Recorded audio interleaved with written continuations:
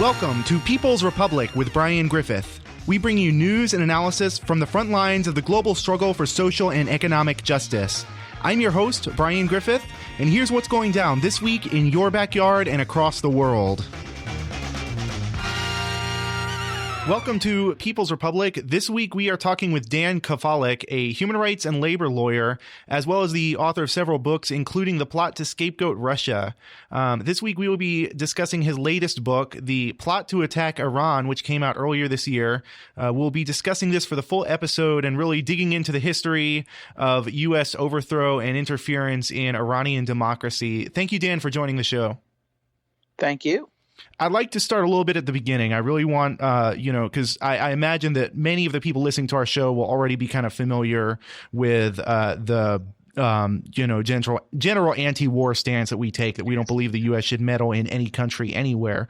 So I'd like to get into the history of the kind of colonial influence on Iran. Iran itself has never actually been a colony of any country, but nonetheless, there was colonial and imperial influence on the Iranian leadership under the Shah, and at which point Mossadegh was elected and committed what was the absolute mortal sin in the eyes of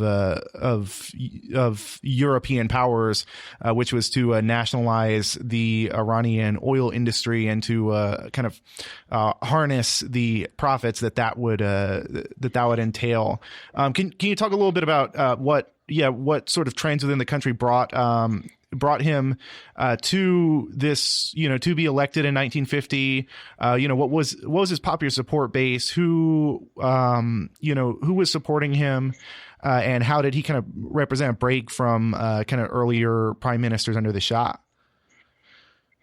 Yeah, well, so he, first of all, had been a long-time politician in Iran. He was very popular for a long time before he was elected prime minister by the parliament in Iran.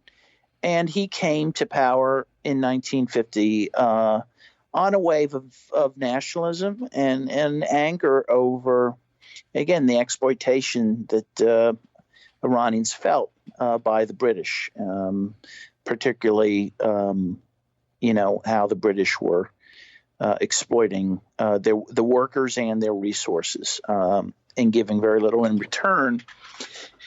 And at first, Mossadegh wanted to see the books of the British-controlled oil industry to determine whether Iran was getting the fair share of the revenue from the oil, and the British refused. And so ultimately Mossadegh and his parliament decided to nationalize the oil fields and take control for the Iranian people. And as you say, this was very much upset the British, who tried to enlist President Truman's assistance initially to overthrow the Mossadegh government over this, and over also the disagreement they had over how much compensation they should get from Iran for this nationalization. Truman was not interested in helping the British preserve their control over Iranian oil, and so he turned the British government down in terms of helping get rid of Mossadegh. But then two things happened. One, Britain had a change in prime ministership. Winston Churchill became prime minister again, I think in 1951. And then, of course, Eisenhower became president of the United States. So at this point, Churchill decides he's going to take another run at the U.S. to get their help to overthrow Mossadegh. And he decided he would go to Eisenhower and convince him that somehow Mossadegh represented a communist threat in the Middle East, and that he should be overthrown on that basis. Eisenhower agreed. And so they put in motion both the British and the U.S. intelligence agencies. At that time in the U.S., the new CIA was being run by one of the Dulles brothers. I believe it was Allen Dulles that was the head of the CIA. And he began to organize a coup against Mossadegh. And the guy in charge of that coup on the ground in Tehran was Kermit Roosevelt, who was the grandson of Teddy Roosevelt. And this was really the first covert CIA operation against black ops operation against another sovereign government. This all took place in 1953. Well, 52 to 53. And so they used methods that are, used today by the U.S. in particular in trying to overthrow governments. So they encouraged a violent protest against Mossadegh.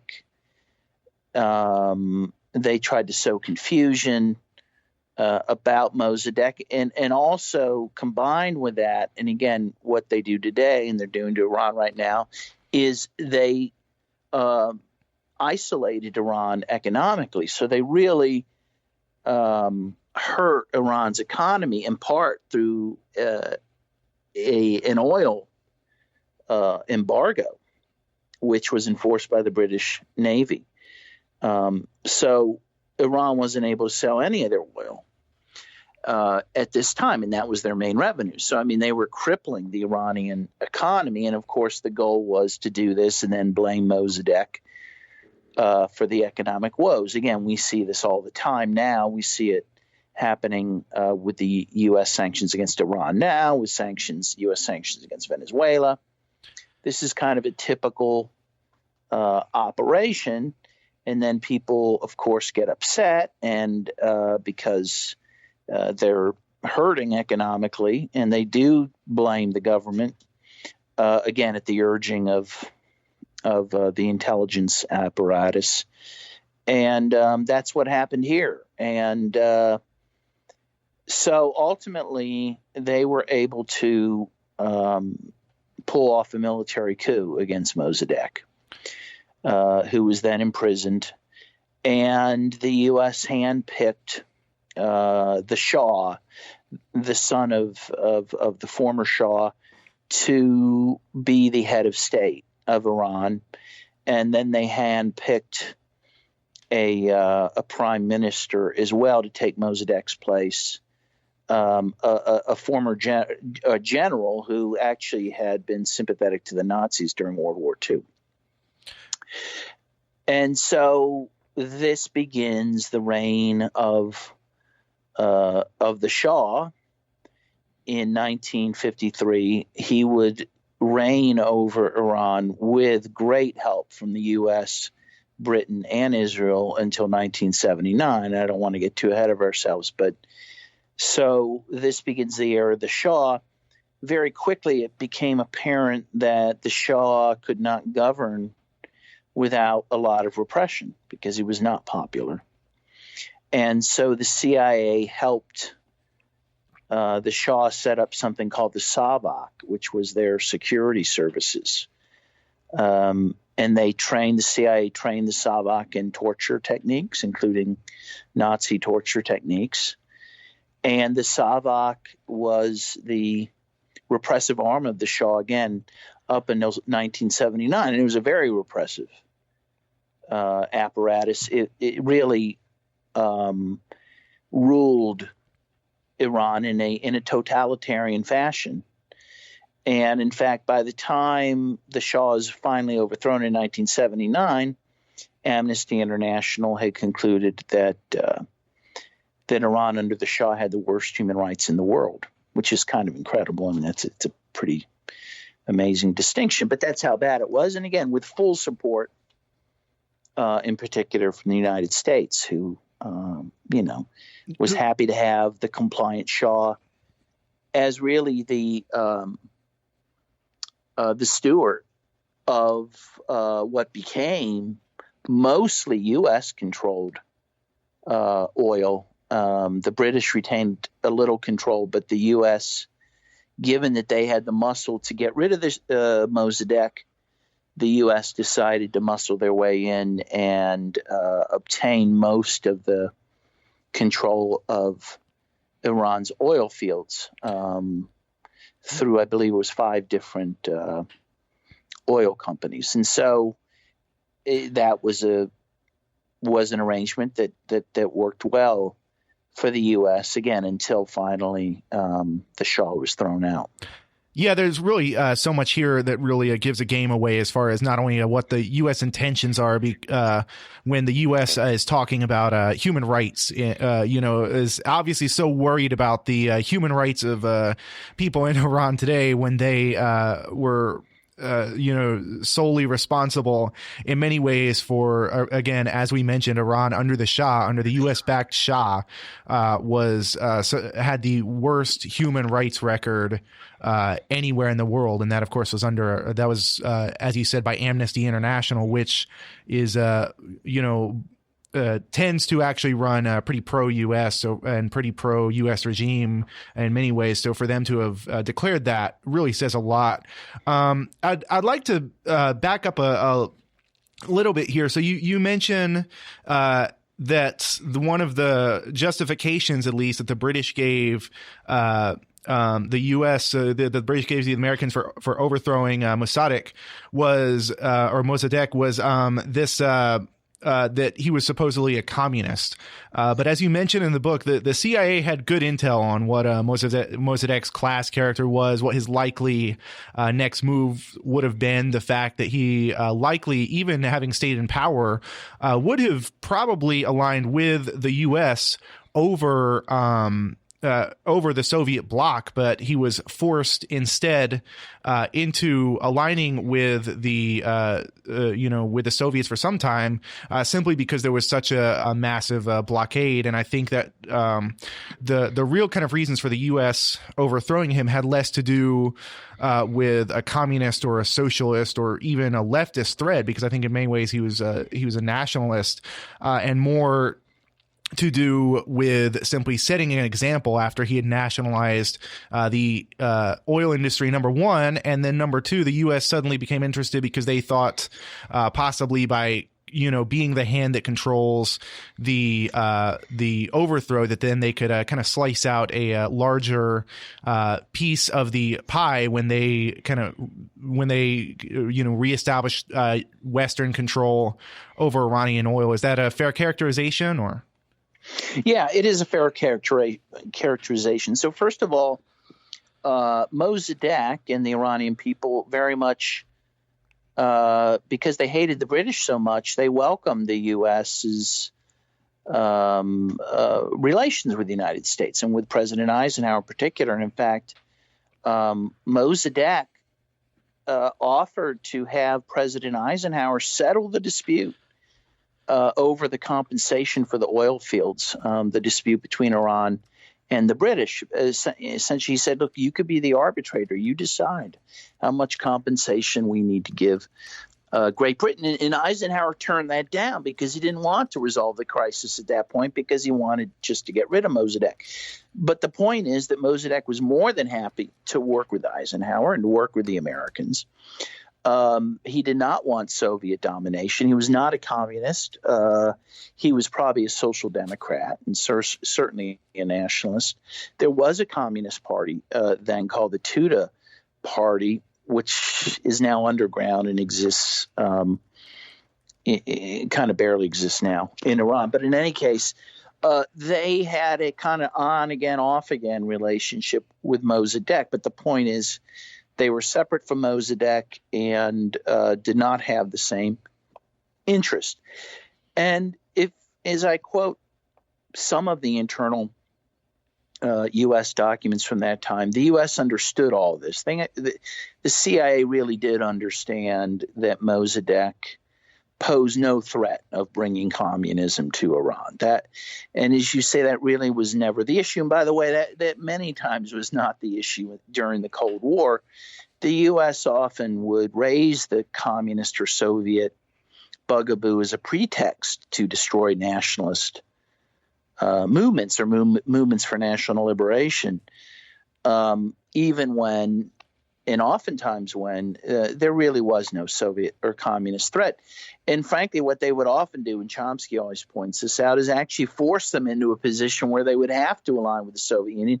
And then the U.S. could say, aha, you're working with the Soviet Union, so now we really have to go after you. And that is what happened with Mossadegh. So the communist pretext was that. It was a pretext. It wasn't real. But it was an effective, at least a claimed threat to get Eisenhower on board with the project. Yeah, and then once kind of Eisenhower's on board, I think where this book really excels in many ways is by highlighting the extremes that were gone to. First, by kind of provoking the coup, and then later by training the Savak, which we'll get into in just a minute. But then also really showing the connections and showing how, in many ways, the same formula, and looking at how it plays out all across the world today, it can't be seen as anything other than just like a sort of a formula for the overthrow of a democratically elected government. Has played out by the CIA in so many ways, and has adopted to this kind of faux human rights concern. So the same formula we saw in Iran, as you mentioned, has kind of played out more recently in Nicaragua, in Venezuela, in Ukraine, and possibly to some degree in Iran as well today, to varying degrees of success and failure. But essentially the way I see this kind of U.S. coup playbook is where it starts in many ways with the sanctions, as we've talked about. U.S. sanctions are always considered a peaceful, quote unquote, peaceful way of resolving this or that, or punishing a regime. But essentially, what sanctions do is they don't target the regime itself; they target the people. So that the U.S. will impose sanctions, or will do something like flood the market with oil, with cheap oil to tank this or that economy, the Iranian economy, the Venezuelan economy, at which point that creates, dissent. That dissent is then harnessed, and often the U.S. will pay or otherwise provoke a certain violent tendency within that dissent. So we might see, often kind of snipers or other sort of dissenting factions get very, very violent, as they did in Venezuela, as they did in Ukraine. At which point that provokes an overreaction by the government, or it provokes the government to need to take a certain violent action against the violent protesters, which then becomes the justification for the escalation of the entire thing. And when it's successful, it's never about human rights. You do not see more human rights in the Ukraine post-coup over there. You certainly didn't see more human rights under the Shah than under Mossadegh. It becomes, it has exactly the opposite effect of what the U.S. is saying it does. But I feel like that's kind of the playbook.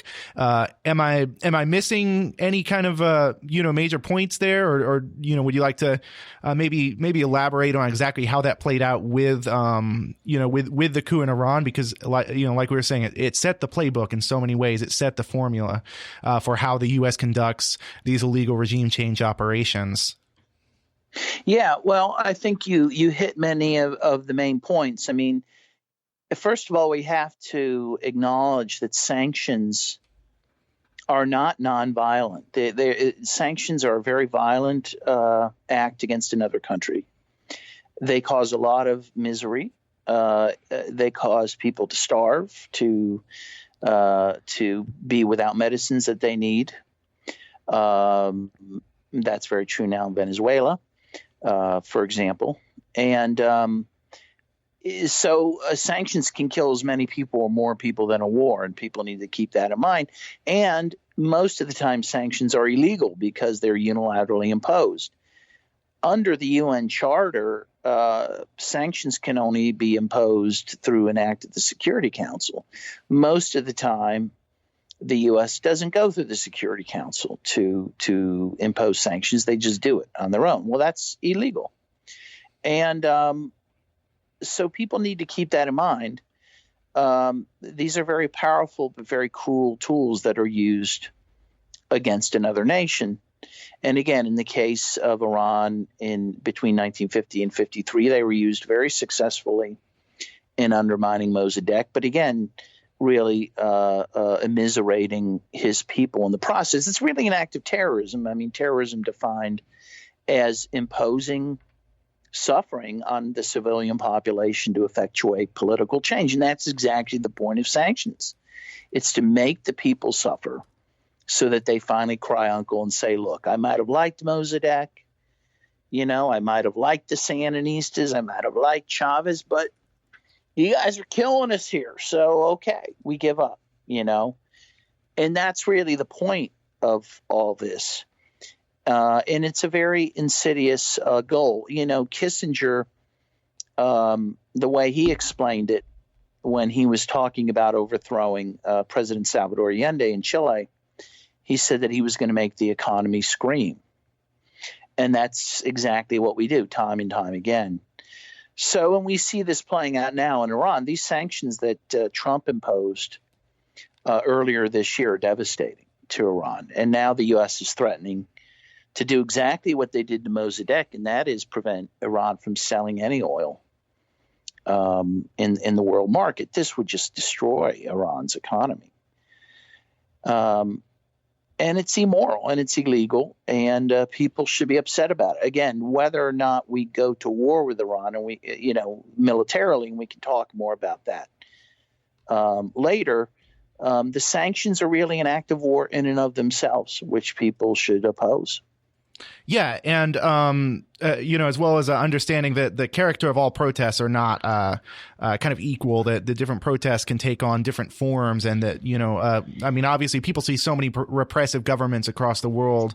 There's this, I think, kind of base instinct to look at any sort of protest and be like, okay, they're probably protesting for rights. And I'm sure in many cases, the economy of various countries puts people in a position where the governments themselves have to, especially under the thumb of the IMF, which often controls the debt of many of these countries. The governments are often put in a bind where they have to start scaling back this or that. So often there's this kind of progressive there might be a progressive base to certain protests, but then it becomes with Iran and with so many other countries that the U.S. will try to harness those most reactionary elements to provoke those into immediate sort of violence. So I think people need to be questioning more when they see especially the kind of corporate media within the U.S. Cheering on this or that protest in a country that's a state that is an enemy of the U.S. state, asking themselves, why is the corporate media taking this position, and really, kind of being looking at this with a more critical eye in many cases. Again, Venezuela and Nicaragua were the most recent examples of really right-wing protests being dressed up as left-wing protests. So getting back to the era of the Shah, when Mossadegh was overthrown, the Shah was essentially reinstated with with a larger kind of a power mandate that was kind of brought in by force. I think you do an interesting job in this book of connecting the reign of the Shah and the Savak, obviously the CIA training the Savak to use all of these extremely draconian and horrifying torture tactics, both kind of medieval and very modern in their use of electricity and whatnot. And then the fact that so much of this was imported knowledge that the CIA that the CIA imported essentially from Nazi Germany, and so much of the kind of continued influence of fascism in the world is due to the CIA and NATO trying to reinstitute fascist governments as a bulwark against communism, what did the Savak do? How did it function, and how did the Shah go from originally being sort of reluctant to use these tactics to fully embracing this kind of absolute totalitarianism of draconian torture tactics? Yeah. So initially, Kermit Roosevelt, the CIA bureau chief in Tehran, actually mocked the Shah because of what Kermit Roosevelt described as his old-fashioned views on assassination.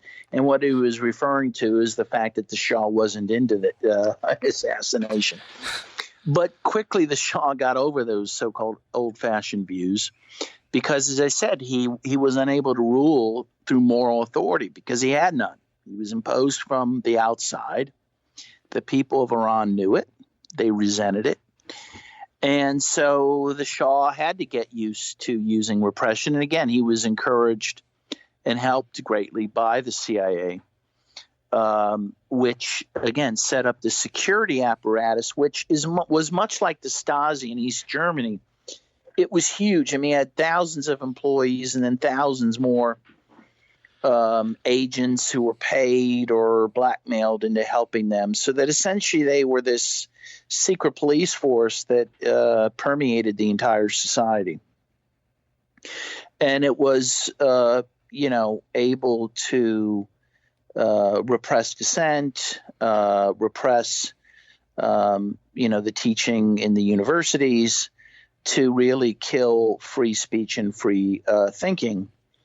And the interesting thing, so the Savak does two things that lead to both the revolution in 1979 and the nature of the revolution, which ultimately was an Islamic revolution. So one, it was so repressive that, of course, people ultimately rebelled, number one. But number two, the reason the Islamicists were able to be the dominant force in the revolution over, for example, the leftists, and there were sizable leftists, although they were greatly repressed under the Shah, the left. But the reason the Islamists were so powerful is because the one place in society that the Savak didn't reach were the mosques. And so a lot of the political organizing happened inside the mosques. So the Islamists were able to organize against the Shah with the help of the bazaris, the people who ran the bazaars there. But there were some, I don't want to downplay what the leftists did for the revolution. I mean, they were important in shutting down the oil industry and engaging in other strike activities, which helped weaken the Shah. But again, in the end, the Islamicists were stronger because they had the mosques in which to operate somewhat freely, whereas the Savak had pretty much prevented that type of organizing anywhere else. But the other interesting thing is when it's clear the Shah's going down in early 79, one, because of, again, mass protests, but also because he is diagnosed with terminal cancer, Jimmy Carter decides he doesn't want the left to take power. And so he actually helped facilitate the Ayatollah Khomeini, who was then in Paris, to safely return to Tehran and to take power. So here we see, again, another typical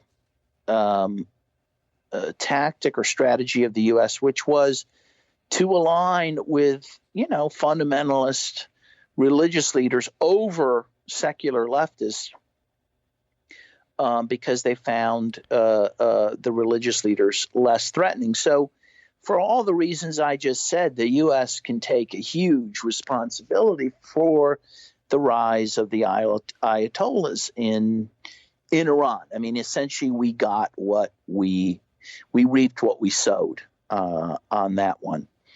And I think people need to think about that when they think about Iran. I mean, for a few reasons. One, when people feel hostile towards Iran because they think that Iran hates America, they need to, be honest about the fact that they have good reason to hate America. We did a lot of terrible things to them. Yeah, absolutely. and we need to own up to that. But the other thing is that if you look at what happens over and over again when the U.S. or any other country tries to engage in regime change, either sooner or later something comes out of it that we don't like. Again, in Iran, it was the Islamic Revolution. In Libya, it is now chaos. We've sowed chaos in that country with the 2011 NATO invasion. In Iraq, we have sown chaos and destruction. In Afghanistan, we're still there after many years. The point is, if you look time and time again, what happens when we engage in these regime changes? Almost invariably, nothing good. And many times things that are unexpected. So if we think about Iran now, the U.S. is openly talking about wanting to change the regime there. Now, whether you like the regime or not, and there's a lot of reasons not to like it, the question one does have to pose is, well, what's the alternative? If you forced a regime change in Iran, what would it look like? And one, we know that the State Department, to a large extent of it, has actually been pushing the reinstitution of the Shah there, the son of the Shah who lives in Paris. Absolutely ridiculous. Which is absurd. Okay, so what? We want to reinstall the Shah? That worked out great. The other possibility is this crazy MEK terrorist group, which the U.S. has been supporting for many years, which has killed 17,000 Iranians and which has no popular support in Iran. Are they going to lead the country? The point is, maybe you could get rid of the regime, but what comes in its place?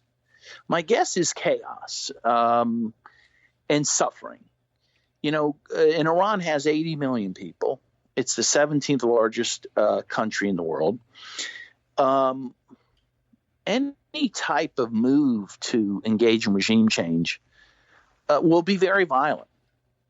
The Islamic Revolution has really consolidated itself there. They have a large military. It would be a very ugly war. In fact, former Colonel Lawrence Wilkerson has been very vocal on this point. He was the individual who actually helped write the Yellow Cake speech for Colin Powell, which helped pave the way for the Iraq War. And Wilkerson has made it clear he ain't going to do that again. And he doesn't want to see another war based on lies and flawed thinking. And he does not want to see a war in Iran. And he predicts a war with Iran would be 10 to 15 times more devastating and costly than the war in Iraq. I mean, just think about that. No one should want this. And yet we seem to be hurtling towards that possibility. And again, I think people need to be very fearful of that and need to raise their voices against it.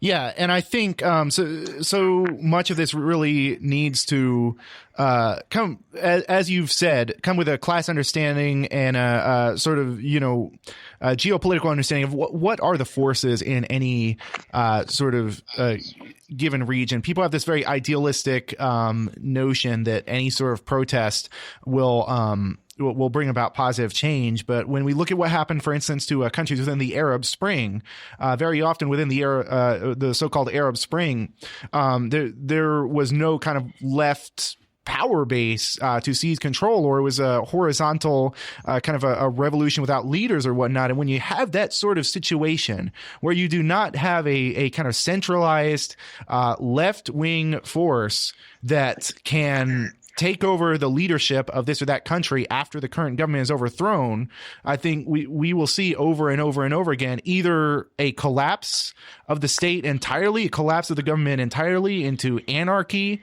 ruled by kind of local warlords, is what's happening in Libya, or we'll see a rise of just kind of these reactionary forces, such as the Muslim Brotherhood in Egypt, or I mean, that's essentially how Iran came about. And it's interesting to me as well that the U.S. will back basically anybody other than specific, like socialists or communists, to kind of take control of countries as a revolution happens.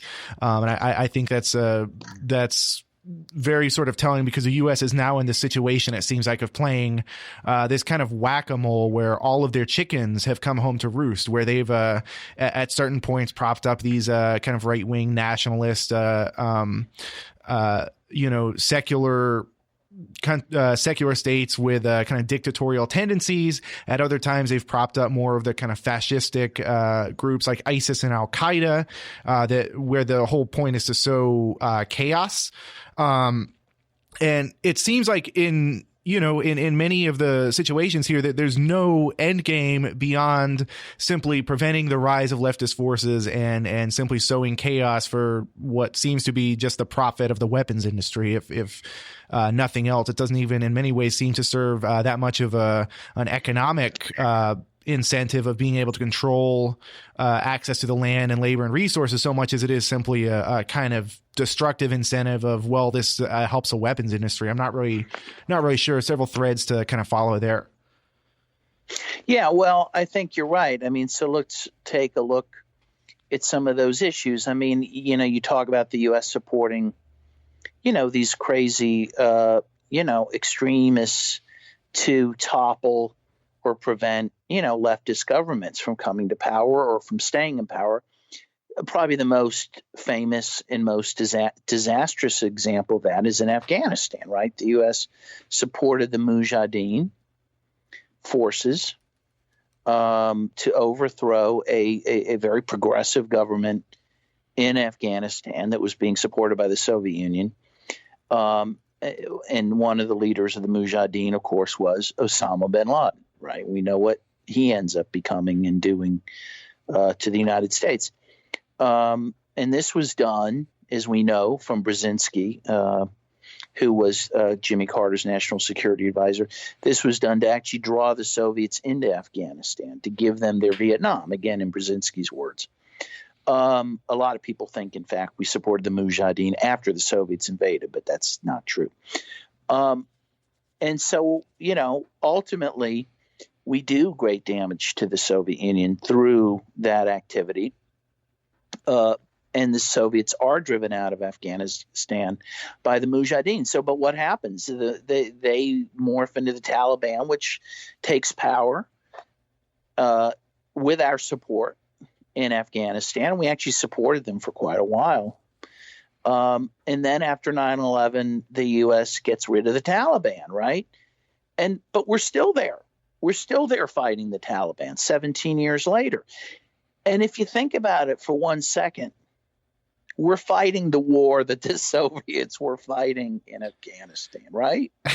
We're fighting the war that we boycotted the Olympics over in 1980.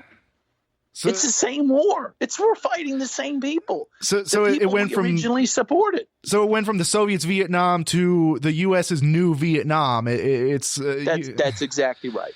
And when you think about that for a second, you have to conclude we're being led by madmen. I mean, this is crazy. And of course, whatever you say about the Iranian government, they hate Al Qaeda. They hate ISIS. They're the mortal enemy of those groups. And in fact, Iran helped us after 9/11 to fight Al Qaeda and to fight the Taliban. And yet they're the country we're gunning for. Meanwhile, we're best friends with Saudi Arabia, who actually has actively helped all these groups. 15 of the 19 9/11 attackers were from Saudi Arabia. Bin Laden was Saudi. But they're our best friend. None of this makes any sense from a national security point of view if national security is defined as your security and mine. But we know it's not defined that way by the people who run our government and our military. They have other objectives in mind, and part of it is, as you suggested, frankly, to encourage eternal war, so that to justify the continued enrichment of the military-industrial complex.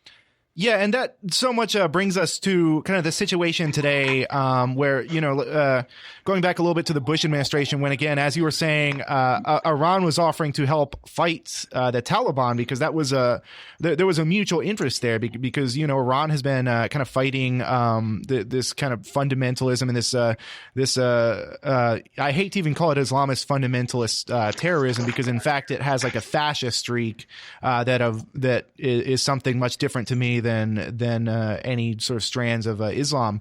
There's like been fighting this essentially kind of like right-wing Islamic fascist terrorism, however you'd like to put that. In the guise of the MEK, which, the terrorist group we've been talking about. So it's like Iran was originally trying to support, the overthrow of the Taliban there, was trying to help the U.S., was still rebuffed by the Bush administration, which then declared them the one of the three parts of the quote unquote axis of evil, because the Bush administration, of course, had plans for larger regime change operations. You look at where the Bush administration, well, generally, like this was the U.S. state. The U.S. state, which was trying to, after the end of the Cold War, mop up the last remaining kind of anti-colonialist countries, regardless of their class character. So Iran has remained on the hit list.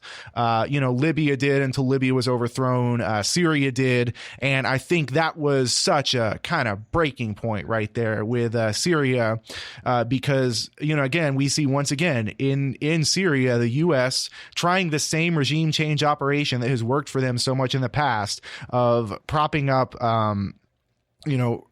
these really right-wing kind of proto-fascist groups in many ways, such as the Islamic State, trying to build them as moderate rebels. But with Syria, you finally have other forces that have been kind of growing in the distance. You have Russia and Iran, which were invited in. And again, like the U.S. is so worried about Russian and Iranian influence in Syria. Well, the U.S. is occupying parts of Syria illegally. The U.S. is occupying Iraq illegally.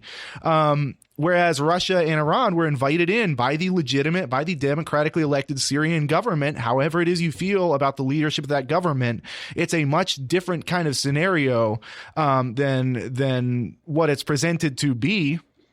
And so when we're again seeing this crazy resurgence in anti-Iranian propaganda out of kind of nowhere, alongside this anti-Russia thing, we have to understand, the way I see it, what this is all about is the fact that the U.S. failed their regime change operation in Syria, is facing kind of yet another crisis of capitalism in the economy, where it's kind of now assaulted on two fronts, and it has no more it has no more kind of expansion to go, so that it's trying to essentially either divide up or start taking out what remains, and what's kind of grown of this like first this first power base outside the U.S. And many times it's not even a power base outside the U.S., but just this sort of like other block of countries, Iran and Russia and China and Venezuela. Like, for the first time, the U.S. is no longer living a unipolar world. The U.S. can't just command regime change anywhere in the world. It actually has forces trying to stop. And I feel like that, more than any genuine concern for human rights or concern for quote unquote Russian interference in democracy or in whatnot, really this is about the U.S. wanting to be able to continue these regime change operations, from what I can see. Well, yeah. I mean, first of all, we have to start with the premise that the U.S. currently provides military assistance to 73% of the dictatorships around the world. Okay. The idea that the U.S. cares about human rights or democracy is a cruel joke.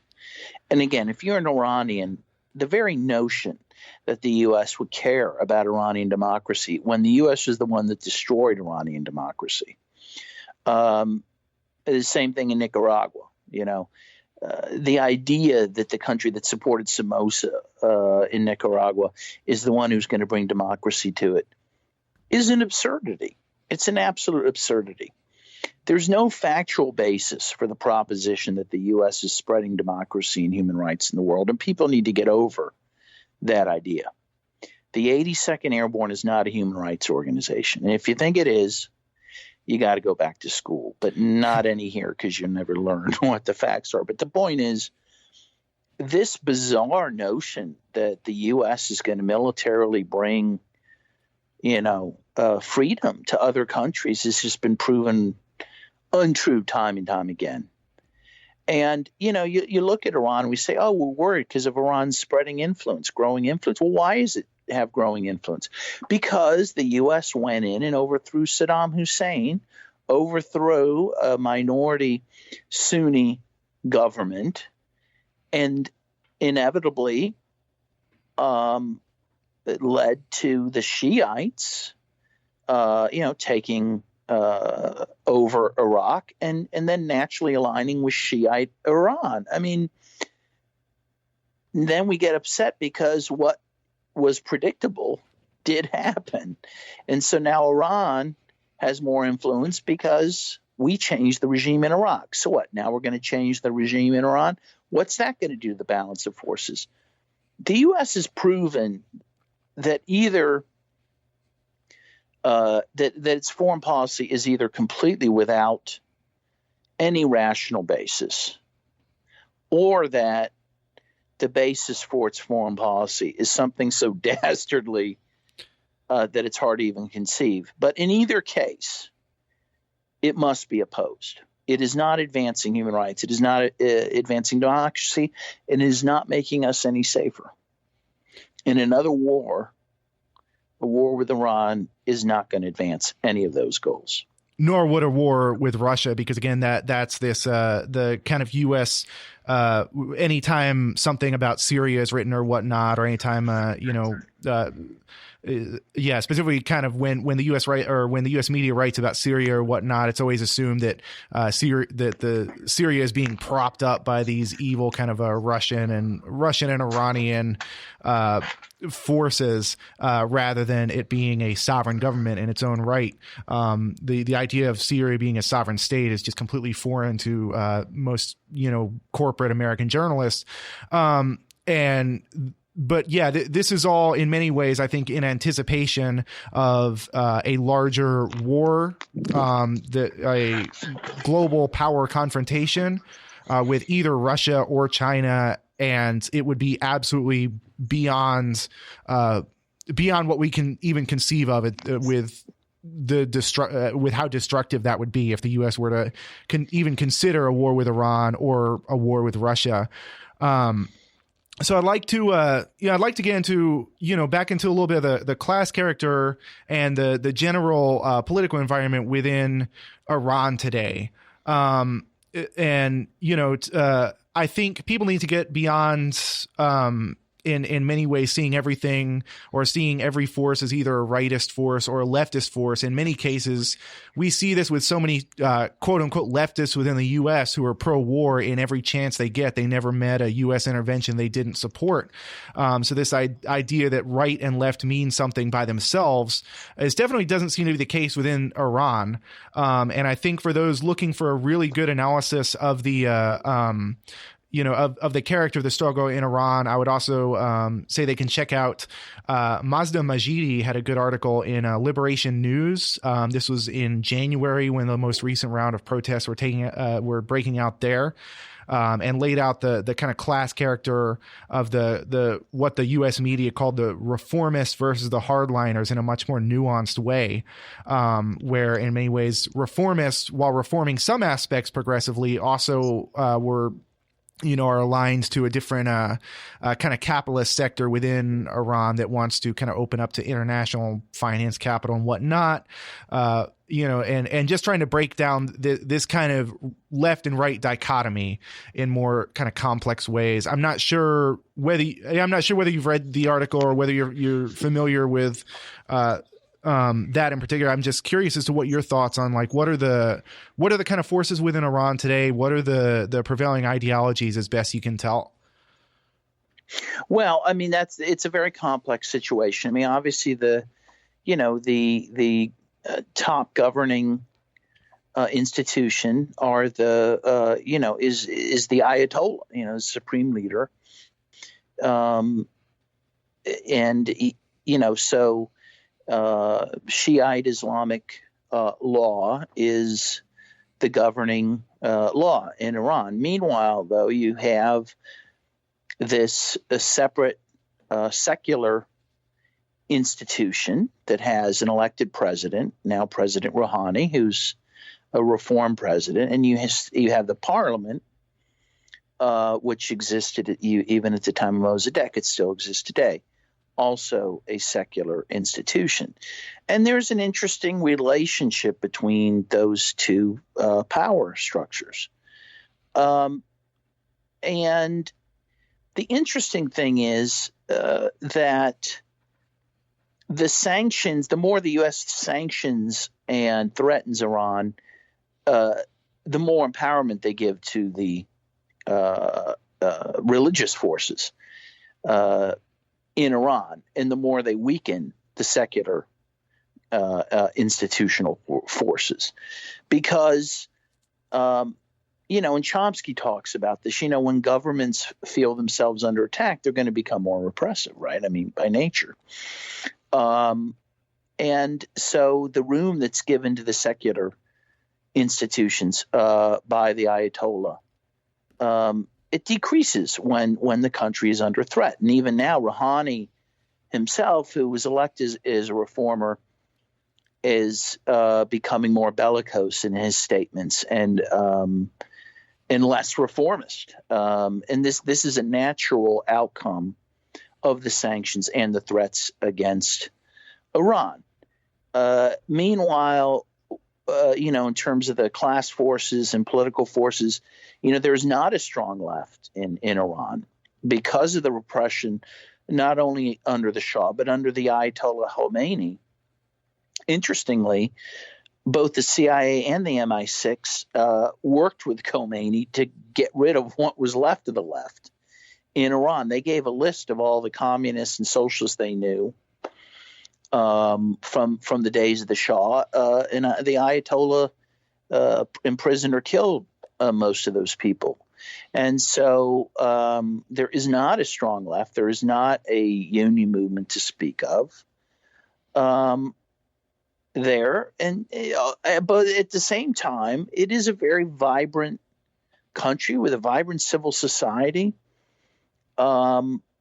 It's a country that I think left alone will find its way towards, more democratic forms, more, freedom of speech in the press. But it's not going to happen by threats. That's only going to undermine those things. It's a very ancient society that's existed a long time. And like the U.S., which I must remind people went through a period of slavery and the mass murder of Native Americans, and still struggles with race relations and other problems, which has the largest prisoner population in the world, for example. Iran's going to have its own struggles with their own issues, and but they have to be left to deal with that on their own. And if they are, I'm certain they'll find their own solutions. Yeah, I think that's something that can be said for most of the world. I think what we've seen within sort of the natural contradictions of the capitalist system that has been imposed upon the world through colonialism and through imperialism, the contradictions of those capitalist systems kind of in many ways, to use an old term from, I believe, Marx himself, capitalism creates its own gravediggers. And in a sense, that's the kind of a visibility of exploitation that comes under these systems naturally breeds leftist resistance, and really it breeds progressivism. It breeds the need for a new society, a society that's really designed to meet the needs of the people, that meet the needs of the workers as a group, of the workers and oppressed people as a group. That is sort of an ideology that keeps naturally emerging in countries throughout the world that have been kind of afflicted by capitalism, is this need to overthrow capitalism and this need to kind of have a socialist society, a communist society, whatever it is you want to call it, a society where the power of the government, the power of the state is instead harnessed to meet people's needs rather than harnessed to to send all that wealth to a few wealthy individuals and prevent people from striking against it. And so much of the entire U.S. post-World War II foreign policy has been to essentially play whack-a-mole wherever those progressive tendencies rise to the surface. And I think, there's only so long you can play whack-a-mole, without either just engulfing the world in flames, which it seems like a good amount of the U.S. ruling class would rather do, just engulf the world in flames of the war with Russia, China, and Iran, or the other alternative there is that these progressive tendencies finally, I think, rise to the surface, and hopefully we'll see these new and better systems emerge as countries are left on their own to develop without the influence of the Pentagon, of the CIA, of the NSA and FBI, of NATO, and all of those forces. So in our last couple of minutes, I'd like to ask if you have anything else you'd like to for people to take away from your book, or other kind of subjects from the book that we didn't really get a chance to hit on.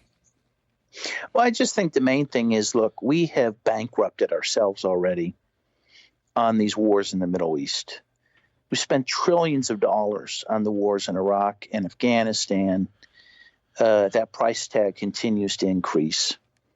Far from starting another war in the Middle East, we should be pushing the U.S. to get out of the Middle East entirely and to start spending the resources this country has on our infrastructure, on solving problems like homelessness, poverty, solving our own problems, rather than wasting our money on these wars, which have really accomplished nothing except destruction in other lands and frankly, destruction of our own people who've gone over there and come back broken.